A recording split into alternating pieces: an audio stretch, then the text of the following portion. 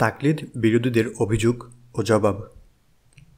তাকলিদের আহকাম ও হাকিকাত সম্পর্কে কুরআন ও সুন্নাহের আলোকে এই পর্যন্ত যে আলোচনা হলো তা অনুসন্ধিৎসু ও নিরপেক্ষ পাঠকের জন্যে তাকলিদ সম্পর্কিত সকল অভিযোগ, আপত্তি ও দ্বিধা সংশয় নিরসনে যথেষ্ট।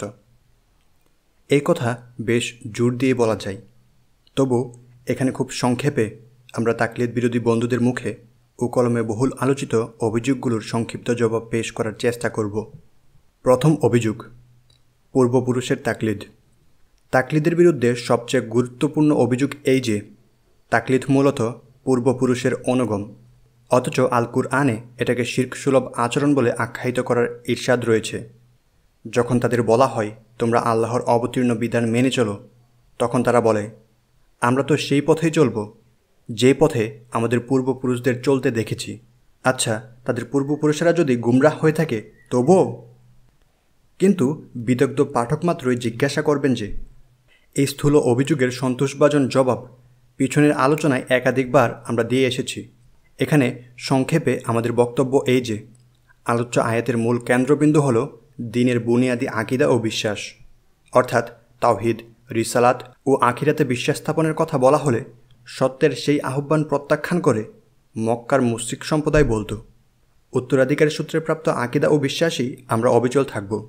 সুতরাং মুশরিক সম্প্রদায়ের বুনিয়াদি আকীদা বিষয়ক তাকলিদের নিন্দাবানই হল আলোচ্য আয়াতের উদ্দেশ্য।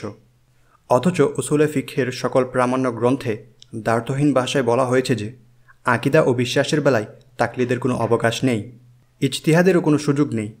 বস্তুত আকীদা ও বিশ্বাস তাকলিদ ও ইজতিহাদের ক্ষেত্রে নয়, বরং অস্পষ্ট দলিল ভিত্তিক আহকামই হচ্ছে তাকলিদ ও ইজতিহাদের ক্ষেত্র। কেননা এই ধরনের আহকাম সুনির্দিষ্ট মূলনীতিমালার আলোকে ইজতিহাদ প্রয়োগ ছাড়া অনুধাবন করা সম্ভব নয়, আবার ইজতিহাদ করাও সকলের পক্ষে সম্ভব নয়।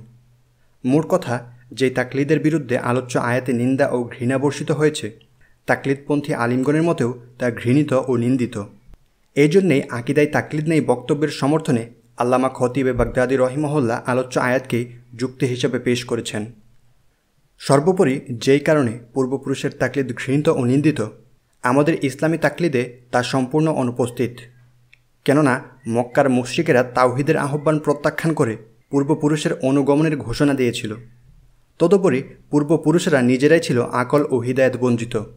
পক্ষান্তরে ইসলামী তাকলিদ আল্লাহ ও রাসূলের বিধান লঙ্ঘন করে পূর্বপুরুষের অন্ধ অনুগত্যের নাম নয়, বরং কুরআন সুন্নাহের ব্যাখ্যা দানকারী হিসেবে মুজতাহিদের নির্দেশিত পথে আল্লাহ ও রাসূলের বিধান মেনে চলার নামই তাকলিদ।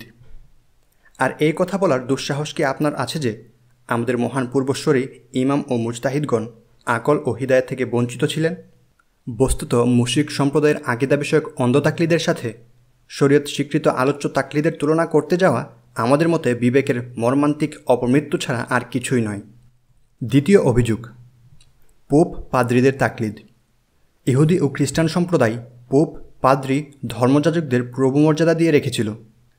হালাল হারাম ও বৈধ অবৈধ নির্ধারণে একচ্ছত্র ক্ষমতাও ছিল তাদেরই হাতে। ইহুদি ও খ্রিস্টানদের এই জাতীয় গুমরাহি সম্পর্কে মুসলিম উম্মাহকে সতর্ক করে দিয়ে আল কুরআনে ইরশাদ হয়েছে, আল্লাহকে বাদ দিয়ে ধর্মপণ্ডিত ও যাজকদেরকেই তারা রবের মর্যাদায় বসিয়েছে।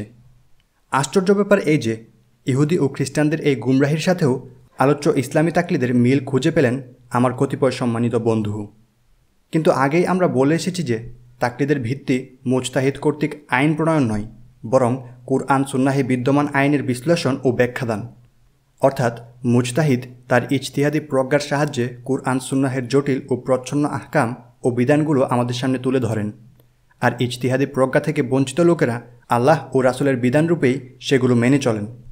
সুতরাং মুজতাহিদ স্বতন্ত্র আনুগত্যের দাবিদার নন, বরং কুরআন সুন্নাহের আনুগম পথের আনারি প্রতীকের মধ্যে মশাল হাতে দাঁড়িয়ে থাকা খাদেম মাত্র। ইমাম ইবনে তাইমিয়ার মতো কঠোর তাওহীদবাদী ব্যক্তিও লিখেছেন, আল্লাহ ও রাসূলের নিরঙ্কুশ আনুগত্য মানুষের জন্য অপরিহার্য, তবে উলিল আমরের প্রতি আনুগত্য থাকার নির্দেশও আল্লাহ দিয়েছেন। সুতরাং সেটা আল্লাহ ও রাসূলের আনুগত্যেরই ছায়ামাত্র, এর স্বতন্ত্র ও পৃথক অস্তিত্ব নেই।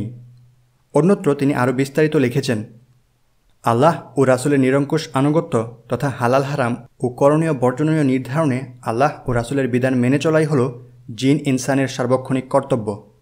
তবে সকলের পক্ষে তো জটিল আহকামসমূহ অনুধাবন করা সম্ভব নয়। তাই মানুষকে আল্লাহ ও রাসূলের বিধান বাতলে দেওয়ার জন্যে প্রয়োজন হয় বিশেষজ্ঞ আলিমের, কেননা রাসূলের বাণী ও বক্তব্যের সঠিক মর্ম তারাই অধিক জানে। বস্তুত ইমামগণ হলেন নবী ও উম্মার মাঝে মিলনসূত্র বা পথ প্রদর্শক। ইজতিহাদের মাধ্যমে হাদিসের বাণী ও মর্ম এবং লক্ষ্য ও উদ্দেশ্য যথাসম্ভব নির্ধারণ করে মানুষের কাছে তা পৌঁছে দেওয়াই হলো তাদের দায়িত্ব ও কর্তব্য। বস্তুত কোনো কোনো আলিমকে আল্লাহ পাক এমন জ্ঞান ও প্রজ্ঞা দান করেন যা লাভ করার সৌভাগ্য অন্যদের হয় না। এখন আমরা আমাদের পিছনের আলোচনাকে এভাবে ধারাবদ্ধ করতে পারি। ১. দ্বীনের মৌলিক আকীদা ও বিশ্বাসের ক্ষেত্রে তাকলিদ বা ইজতিহাদের কোনো অবকাশ নেই। ২. স্পষ্টতা ও জটিলতামুক্ত এবং মজবুত ধারাবাহিকতাস্পুষ্ট শরীয়তি বিধানসমূহের বেলায়ও কারো তাকলিদ বৈধ নয়। ৩. যে সকল আহকামের উৎস ও বুনিয়াদ হল কুরআন সুন্নাহের দ্বার্থহীন ও সুনির্দিষ্ট দলিল এবং সেগুলোর বিপরীতে অন্য কোনো দলিল নেই, সে সকল ক্ষেত্রেও কোনো ইমামের তাকলিদের প্রয়োজন নেই। ৪. তাকলিদের উদ্দেশ্য দ্বার্থবোধক আয়াত ও হাদিসের উদ্দিষ্ট অর্থটি নির্ধারণ কিংবা ভিন্নমুখী দুই দলিলের মাঝে সমন্বয় সাধনের ক্ষেত্রে নিজস্ব মেধা ও যোগ্যতার পরিবর্তে ইমামের আল্লাহ প্রদত্ত ইজতিহাদি প্রজ্ঞার উপর নিশ্চিত নির্ভর করা। ৫. মুকাল্লিদকে এই কথা অবশ্যই বিশ্বাস করতে হবে যে কোনো মুজতাহিদ ভুল ও বিচ্যুতির ঊর্ধ্বে নন, বরং তাদের প্রতিটি ইজতিহাদেই ভুলের সম্ভাবনা আছে। ৬. একজন মুতাবাহির আলিমের দৃষ্টিতে মুজতাহিদের কোনো সিদ্ধান্ত যদি সুস্পষ্ট ও বিশুদ্ধ হাদিসের পরিপন্থী মনে হয় এবং মুজতাহিদের অনুকূলে কোনো দলিলও তার চোখে না পড়ে, তাহলে পূর্ব বর্ণিত শর্ত সাপেক্ষে মুজতাহিদকে পাশ কেটে বাধ্যতামূলকভাবে হাদিসের উপরই তাকে আমল করতে হবে। এই সহজ সরল ও পরিচ্ছন্ন ব্যবস্থাটাও যদি শিরকের দোষে দোষী হয়, তাহলে দুনিয়ার কোন কাজটাকে আর শিরকমুক্ত বলা যাবে শুনি? বলা বাহুল্য যে তাকলিদ বিরোধী বন্ধুরাও কার্যত বিভিন্ন পর্যায়ে তাকলিদের আশ্রয় নিয়ে থাকে, কেননা জন্মসূত্রে যেমন মুজতাহিদ হওয়া সম্ভব নয়, তেমনি পরিবেশ ও পারিপার্শ্বিকতার কারণে সকলের পক্ষে আলিম হওয়া সম্ভব নয়। সুতরাং অনিবার্য কারণেই সাধারণ শ্রেণীর গায়রে মুকাল্লিদ কোনো না কোনো আহলে হাদিস আলিমের ফতোয়ার উপর নির্ভর করে চলতে হবে। যেই নামই দেয়া হোক, এটা আসলে তাকলিদ ছাড়া আর কিছুই না। অনুরূপভাবে নিয়মিত কুরআন সুন্নাহের ইলম অর্জন করে যারা আলিম নাম ধারণ করেছে, তাদের সকলের জীবনে কি কুরআন সুন্নাহের মহাসমুদ্র মন্থন করে সকল মাসআলার সিদ্ধান্ত আহরণ করার অবকাশ থাকে? না, এমনটি সম্ভব। তাদেরকেও তো পূর্ববর্তী ফকিহগণের কিতাব ও ফতোয়ার গ্রন্থের শরণাপন্ন হতে হয়।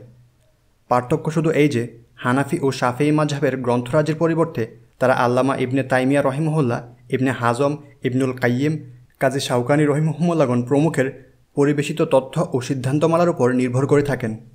এমনকি কেউ কেউ নিজস্ব ইজতিহাদ প্রয়োগ করে কুরআন সুন্নাহের মূল উৎস থেকে আহকাম আহরণ করতে চান। তাহলে তাকলিদ নামের আপদ থেকে কারণ স্থান নেই, কেননা সনদ ও সূত্রবিদ্যতা বিশারদগণের দুয়ারে হাজিরা দেয়া ছাড়া হাদিসের দুর্বলতা কিংবা বিশুদ্ধতা নিরূপণের কোনো বিকল্প উপায় নেই। সুতরাং তাকলিদ বিরোধী বন্ধুরাও একই প্রশ্নের সম্মুখীন হবেন এবং তাদেরকেও সেই উত্তরই দিতে হবে যে উত্তর ইতিপূর্বে আমরা দিয়ে এসেছি। বস্তুত বৈচিত্র্যপূর্ণ মানব জীবনের কোনো শাখায় সংশ্লিষ্ট বিশেষজ্ঞগণের তাকলিদ মুক্ত নয়। সুতরাং নিষিদ্ধ ফলের মতো তাকলিদ বর্জনের অর্থ হবে দিন দুনিয়ার সকল কর্মকাণ্ড এক মুহূর্তে স্তব্ধ করে দেয়া।